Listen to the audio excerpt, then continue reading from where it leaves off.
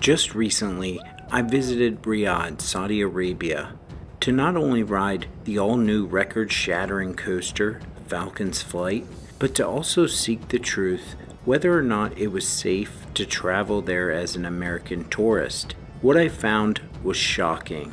You're probably seeing the footage from Falcon's flight and Six Flags Qiddiya, and you're wondering, is it safe for me to travel over there? Well, I have you covered. This is going to be my informative guide to go over everything you need to know to have a very enjoyable experience in Riyadh, Saudi Arabia. I'm going to go over everything from navigating through the park and airport, what clothing you should wear, different rules and policies, as well as some of the laws. I'll also touch base on transportation to and from the park and what you can expect at the park. Most of the things that I recommend, I will leave links in the description to further help you. I really felt compelled to share with everyone my experience in Riyadh, Saudi Arabia, and just let everyone know what to expect and things that you need to know about visiting the country of Saudi Arabia. Upon entering Riyadh's International Airport, you'll need two forms of identification. You will need a passport as well as a visa. Now there are many different options for visas. And if you fly with Saudi Airlines, Saudia, they will give you a free visa. Although I couldn't quite understand how that worked, it's at least worth looking into. I flew with Emirates, so unfortunately I had to pay out of pocket, which was around $100, and it's good for up to 90 days in Saudi Arabia. You will go through customs, handing these two documents to a customs official, and they may or may not ask you your intent on visiting. Just tell them you're doing a little bit of touring and visiting Six Flags. It's a very simple process. After that, you're greeted by a dozen people that will want to take you in their taxi. However, I would strongly recommend using the rideshare app, Kareem. We had friends that used this app and had no difficulties whatsoever. I, on the other hand, rented a car, and I would strongly advise against renting a car in Riyadh. 2 hours later, we finally got a car rental. Well, we don't have it until we're in the car. That's the whole thing. We're almost at the car. So don't jinx it yet. It's true. Oh. First key piece of advice coming to Saudi Arabia is never rent a car here. Find a taxi, hitchhike, whatever you got to do. You do not want to rent a car here. It's been 2 hours. I'm tired. I want to go to bed, but I can't because I'm waiting for all my information to be sold to foreign entities. And yes, do not rent a car here in Saudi Arabia. There are many nice hotels right by the Riyadh International Airport. You will find a lot of hotels much similar to the hotels you would find in the United States, everything from Holiday Inn to Marriott. They even have a Ritz-Carlton. Six Flags Qiddiya City has a city bus that will transport you straight to the park itself. However, there's a meeting location, so you will probably need to use the rideshare app just to get to that location. It's also important to remember that if you use the bus transportation, it leaves promptly at midnight, so you won't be able to stay any longer than that unless you want to take a rideshare back to your hotel, which is roughly an hour away. So this can be very costly. I have a lot of friends that ask, is this park safe? Is the city of Riyadh safe? And in my experience, in spending the 3 days that I did, I felt very comfortable. In fact, the people treated us very well. I am a firm believer in doing research on a place before I visit, which is what I would highly recommend if you're not sure of the facts, rules, and laws of the Riyadh area. I would highly recommend checking out some other YouTube videos as well and really doing your research on what's to be expected as a tourist. The Riyadh area has come a long way. They are trying to get more liberal in their policies and look to be more like Dubai. It is not uncommon to see women without face coverings. It is also not uncommon to see women driving. Although much of the rest of the country is not this liberal in their policies and rules, it's important to note that Riyadh is.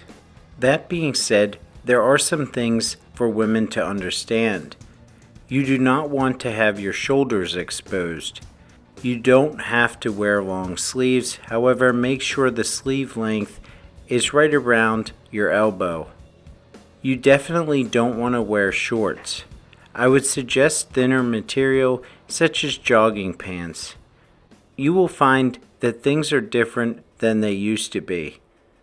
There are some forms of segregation, such as a woman's line to enter the park, as well as a men's line, which honestly wasn't a huge deal. It's just the culture there, so you really have to be aware of this. Yes, there is strict policies and laws that pertain mostly to the Muslim religion, but what you do in the privacy of your own home or in the United States is your business. I want to make myself very clear when I say this. If you are a United States citizen, or any country for that matter, over there on a tourist visa, best believe that nothing is going to happen to you. That being said, you certainly don't want to be wearing clothing that is offensive to their religion or their culture. You are a guest. The people will treat you very well. They are known to be very generous people. I in fact had wonderful conversations with everyone that I talked to and really got a sense of what's to be expected. If you absolutely can't wait to get to this park, just know that their busing system is an absolute nightmare. It's not ran by Six Flags, but it's run by the city, and it's very unorganized and very time consuming. A lot of the people ask me, why does the park seem so dead in some of my video footage? And that wasn't because the people weren't lining up at the gate. That was because it took forever for the buses to get the people to the park. So make sure you arrive early, pretty much as early as you can. They won't start letting people in the bus pickup area until about 3 p.m. We really did have a great time at this park. The park employees will ensure that you have a wonderful experience. They really do care about you having a great time at this park. If you are looking for fine dining options, believe it or not, Six Flags Qiddiya has some of the best food I've ever had at any theme park. You want to check out Navigators. A huge shout out goes to our friend Abir. She was wonderful. She really did care about us having a great experience.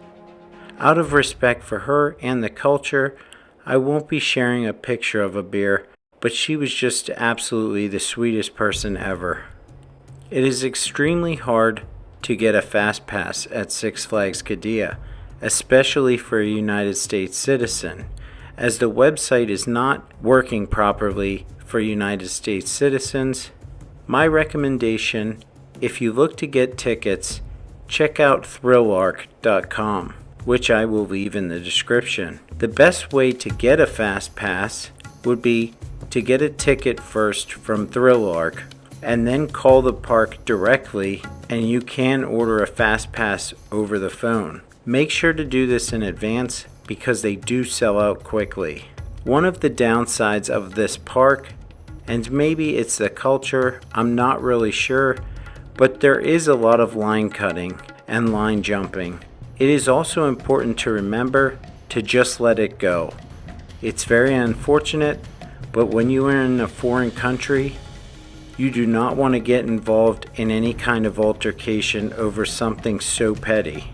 I understand it's very frustrating. Believe me, I had to deal with it myself. When entering the park, everyone's first thought is to run to Falcon's flight. However, it is extremely unreliable and it comes with a whole laundry list of issues. I strongly suggest riding every single roller coaster in the park before attempting to ride the tallest, fastest, and longest roller coaster in the world. And yes, there will be a long line. You're probably only going to get one ride on Falcon's flight, unless you manage to get the fast pass. And in that case, I would definitely recommend doing other attractions first. Falcon's flight usually doesn't even open until 4:30 anyways. The line was out the gate and all the way down through the park by 5 p.m. and it still wasn't running test cycles. Talking with park employees, they suggested that the line was over 4 hours long. There are 4 outstanding coasters at Six Flags Qiddiya, and I mean top tier. The most surprising was Spitfire. It's right up there close to the level of Top Thrill 2. Colossus is another great wooden coaster, packed with airtime and great laterals. Iron Rattler, well, it's incredible. It's basically if Flash Vertical Velocity and Siren's Curse had a father, it would be Iron Rattler. That's the best way I can describe it anyway. The park really comes alive at night. With the lighting and shows, it's an absolute spectacle. The important thing to remember that in the middle of summertime, most of the queue lines are air conditioned. The summer heat is also the reason for the late hours between 4 p.m. and midnight. But this is also a cultural thing. The city of Riyadh, they tend to be up late at night anyways. However, you want to refrain from going to this park during sandstorm season, which is from late February until sometime in April. This is when they experience high winds that can make visibility a nightmare, and it also comes with some issues for coasters, especially the coasters with LSMs. I want to also highly recommend using Emirates, and I'll tell you why. What's great about Emirates is the fact that you could very cheaply change your flight around.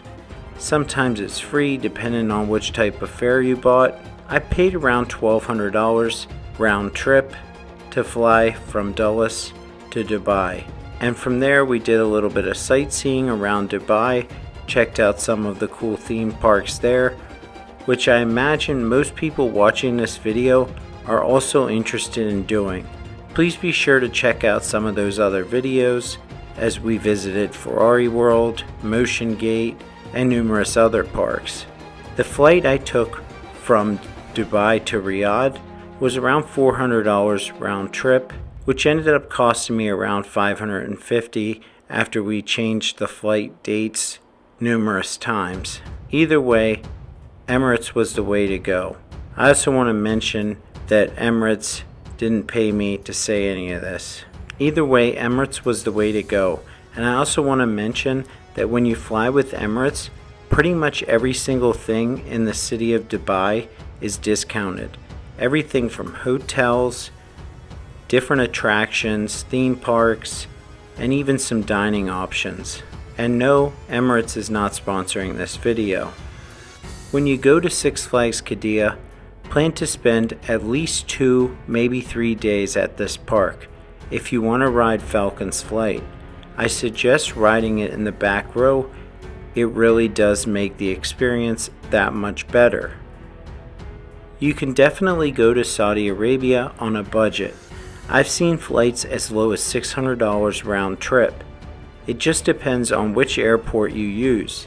If you're not afraid to get in your car and drive to Dulles or any other major hub in the United States, chances are you can find a great round trip ticket price.